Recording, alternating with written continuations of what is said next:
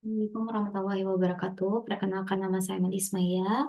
Saat ini saya akan menjelaskan tentang review film atau dua film yang sudah saya tonton menjadi sebuah tugas di kajian sinema ini.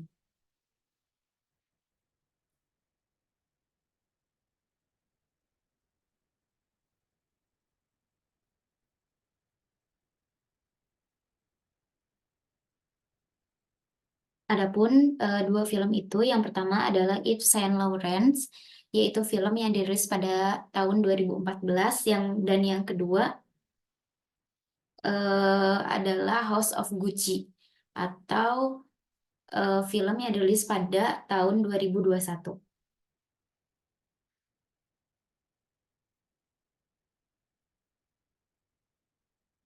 Yang pertama, kita akan menuju ke film pertama dulu, yaitu Yves Saint Laurent, yaitu film yang dirilis pada 21 Maret 2014 yang dimainkan oleh Pierre Niney eh, sebagai aktor utama, yaitu yang berperan sebagai Laurent yang lahir pada 1 Agustus 1936. Laurent atau Yves ini adalah seorang anak yang tumbuh dan terobsesi pada fashion. Pada masa remaja, Lawrence yang pemalu ini pindah ke Paris untuk bekerja pada perancang Christian Dior. Tak lama setelah itu, Christian Dior meninggal, kemudian dia diangkat sebagai artistik direktur dan membuat banyak orang terkejut.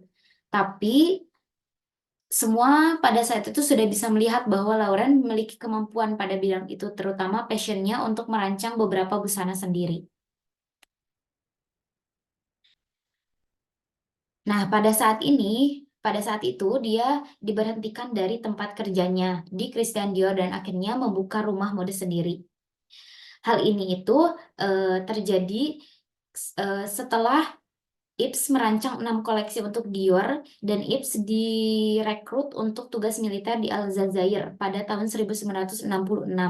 Nah, sayangnya ia mengalami gangguan saraf dan tak lama setelah itu ia kemudian dipecat oleh House of Dior. Pemilik Christian Dior ini diduga mengatur wajib militer agar bisa menggantikan Ips setelah koleksi tahun 1958 gagal. Meski begitu, Ips tidak menerima kekalahan begitu saja. Sebaliknya, ia membuka rumah mode sendiri pada tahun 1962. Dia menginginkan tempat untuk mengekspresikan ide-ide segarnya, dan itulah yang dia lakukan.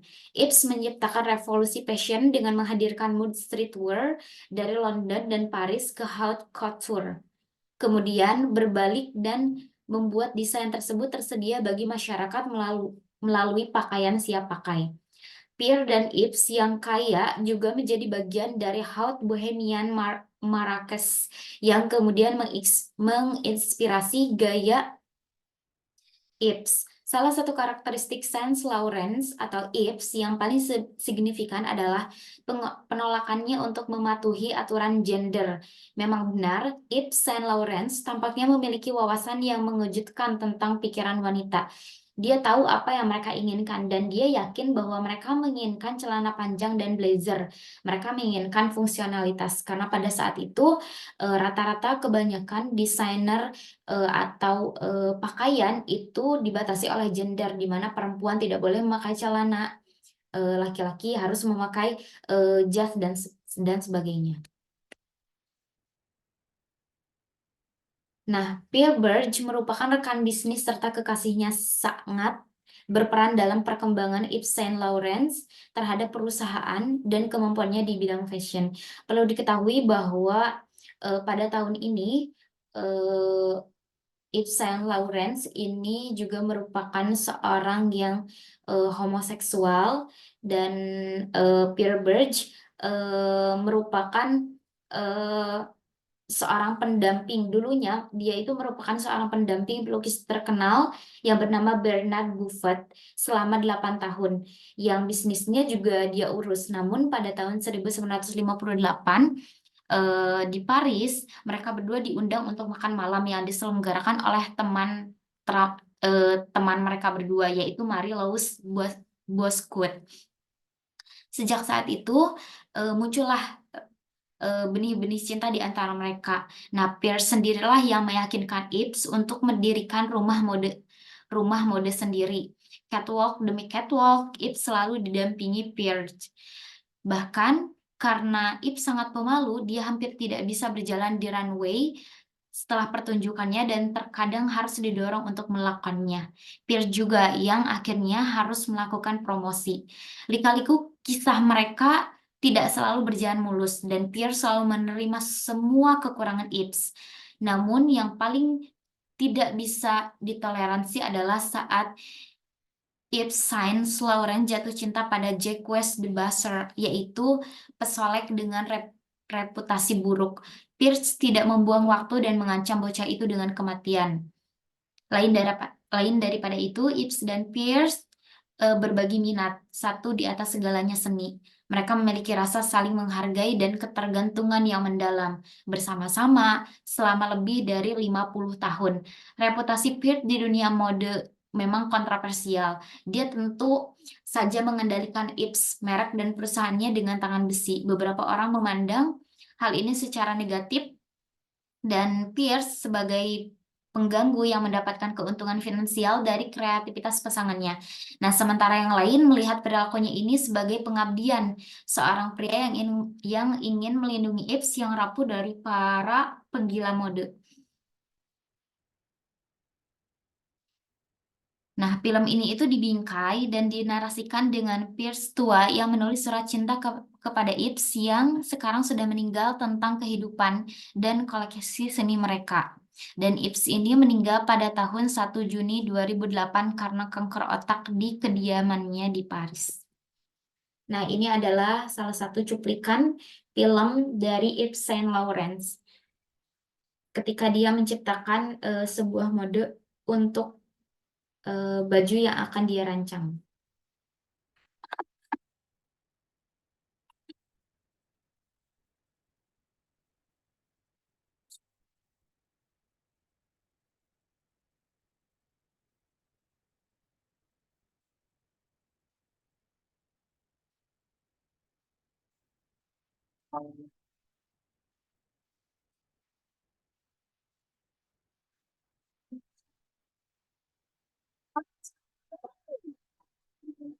Another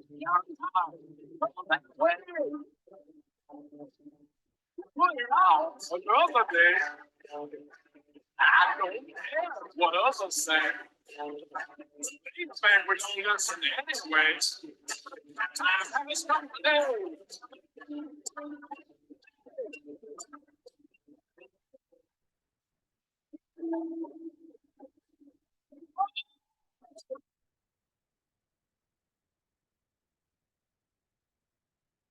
Kemudian kita akan melanjut ke film kedua, yaitu House of Gucci. Di mana film ini dirilis pada 17 Desember 2021, menceritakan tentang bagaimana House of Gucci atau rumah mode Gucci ini terbentuk. Nah, ini adalah dua karakter utama yang paling mendominasi dalam berbagai scene, yaitu antara Patrizia Rengiani dan Maurizio Gucci. Patrizia Rengiani ini merupakan seorang yang hidup miskin. Dia bekerja di bisnis keluarga milik ayahnya dan hidup sangat membosankan. Keahliannya itu memasukkan tanda tangan ayahnya dengan meyakinkan hanya salah satu foreshadowing yang akan ia lakukan nanti. Nah, pada saat itu di sebuah pesta yang bahkan dia tidak tahu siapa yang membuatnya, ia bertemu dengan seorang laki-laki yang bernama Maurizio Gucci. Tidak ada yang spesial dari laki-laki ini, perangainya lembut dan agak sedikit kaku, tapi nama belakangnya ini memberi arti, di mana laki-laki itu bernama Maurizio Gucci. Tidak butuh waktu lama bagi Renggiani untuk mendekati Maurizio, dia mencarinya, kemudian membuat Maurizio jatuh cinta kepada dia, kemudian bahkan sampai dia diusir dari rumahnya oleh ayahnya sendiri, yaitu Rodolfo Gucci, yang menuduh bahwa Renggiani ini hanyalah seorang perempuan yang matre atau haus akan kekayaannya. Namun Maurizio ini meyakinkan ayahnya bahwa Renggiani bukanlah seorang perempuan yang seperti itu dan tetap menikahinya tanpa restu dari ayahnya. Mereka hidup sederhana, mencuci baju, tapi kemudian satu telepon dari pamannya Maurizio yaitu Aldo Gucci yang merubah segalanya.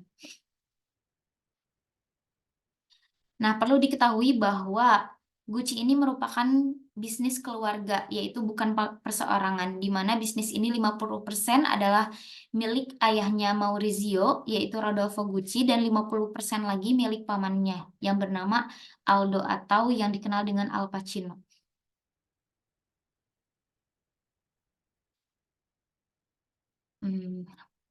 Patrizia yang merupakan seorang perempuan yang sederhana, ini berubah setelah dia mengetahui kekayaan atau setelah dia kenal dengan pamannya Maurizio, yaitu Aldo Gucci.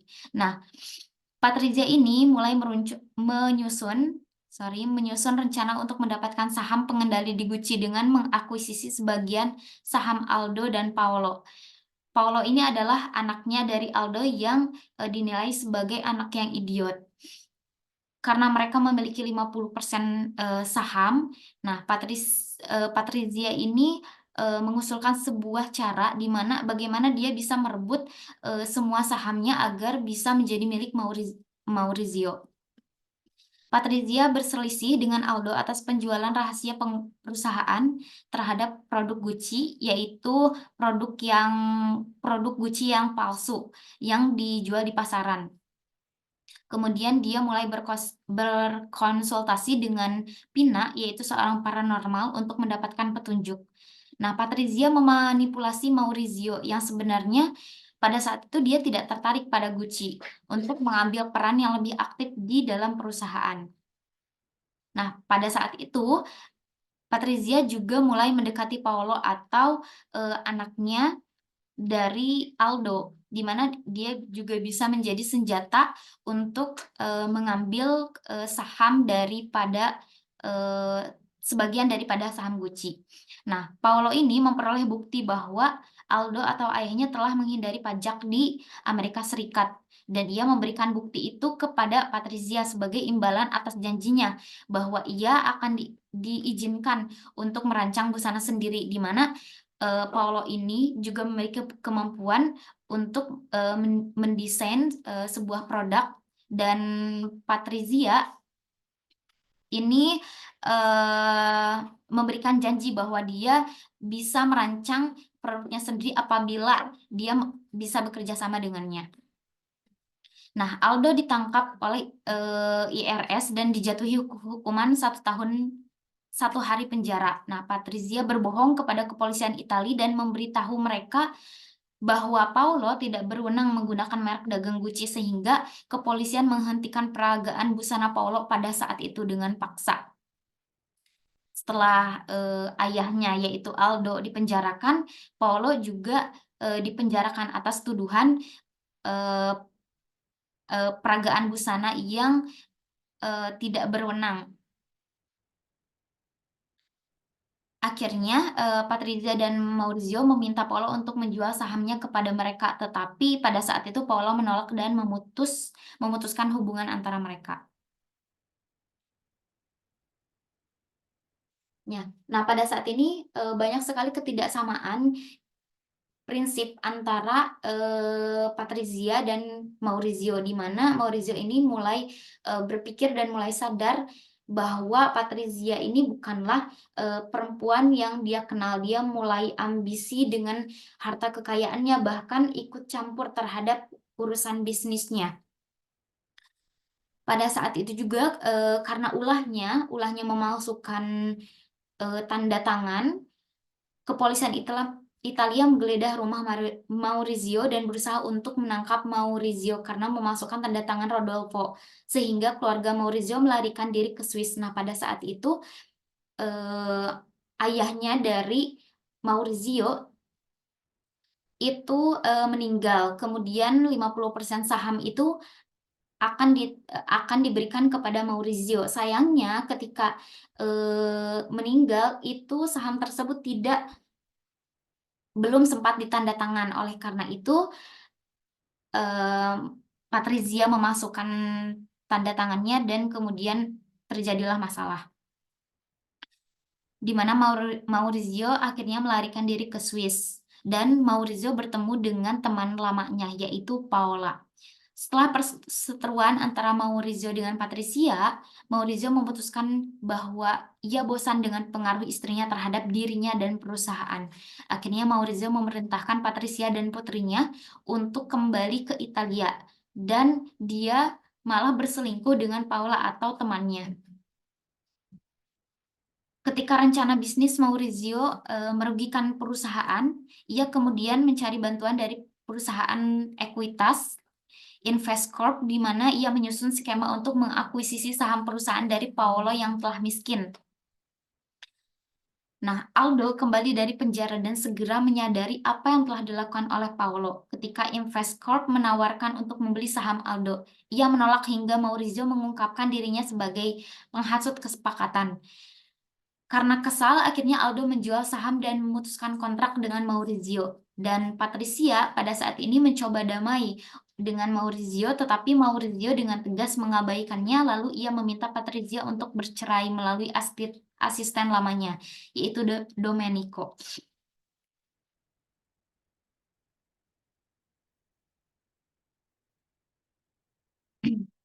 Nah, di scene ini, Patrizia ini akhirnya kesal dengan apa yang sudah dilakukan oleh Maurizio, di mana dia berselingkuh dengan Paula, kemudian dia meninggalkan anak dan juga menghabiskan harta kekayaannya, sedangkan dia mengambil beberapa saham membeli saham dari Rodolfo dan Aldo itu juga atas sarannya. Kemudian Patrizia akhirnya menjadi sangat marah sehingga dia meminta bantuan Pina untuk membunuh Maurizio. Pina akhirnya memperkenalkan Patrizia dengan 2 orang pembunuh bayaran dan beberapa hari kemudian akhirnya pembunuh bayaran itu menembak Maurizio hingga tewas.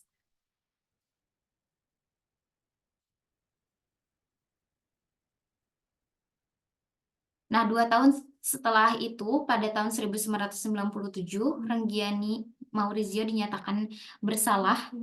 Begitu juga dengan Pina, Benedetto, dan Ivano, yaitu 2 orang bayaran yang juga dinyatakan bersalah. Aldo meninggal karena kanker prostat pada tahun 1990, dan Paolo, yaitu anaknya, meninggal dalam kemiskinan di London tahun 1995. Nah, kemudian Gucci ini menjadi perusahaan terbuka di bawah kepemimpinan Domenico De Sol dan Tom Ford pada tahun 90-an. Tidak ada anggota keluarga Gucci yang tersisa di perusahaan. Pada adegan terakhir, Patrizia mengambil nama belakang suaminya saat mengumumkan dirinya di pengadilan, menunjukkan bahwa ia masih menganggap dirinya sebagai Gucci meskipun hukum menyatakan tidak. Ini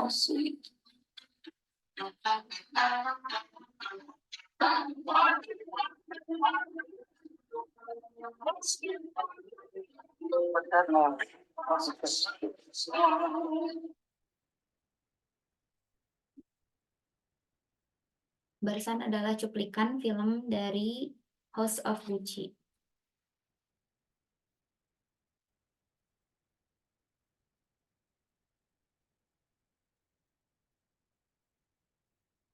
Ada pun persamaan dari kedua film ini. Yang pertama yaitu film ini diangkat dari kisah nyata dari film House of Gucci, dari berbagai lika-likunya perjalanan tentang sebuah bisnis keluarga. Kemudian dari film Yves Saint Laurent juga, di mana dia merupakan seorang perancang busana di Paris pada saat itu, yang dia dilakukan pemecatan oleh Christian Dior. Kemudian yang kedua yaitu film ini sama-sama mengangkat tentang sebuah merek dunia. Kalau kita tahu bahwa Gucci dan Yves Saint Laurent ini merupakan 2 merek terkenal di dunia yang akhirnya sekarang menjadi sebuah pameran yang juga diakui oleh kalangan masyarakat. Kemudian yang ketiga yaitu menceritakan tentang lika-liku perjalanan serta sisi gelap keduanya. Kalau kita tahu di film ini, setelah kita ulik adalah keduanya ini bukan hanya menceritakan tentang kisah perjalanan mereka dari mulai bisnis, keluarga, dari juga kisah perjalanan aktor dari masing-masing, dari mulai keluarga, kemudian hubungan cinta dan sebagainya, tapi juga tentang lika-liku kehidupan pada era 80-an, di mana masih banyak mereka sangat tergantung dengan seks, kemudian alkohol, dan koleksi hebat lainnya yang menentukan pada gaya era tersebut. Mungkin hanya itu saja yang bisa saya deskripsikan tentang kedua film ini. Apabila kalian ada pertanyaan, kalian bisa komen di bawah dan saya akan menanggapinya. Terima kasih.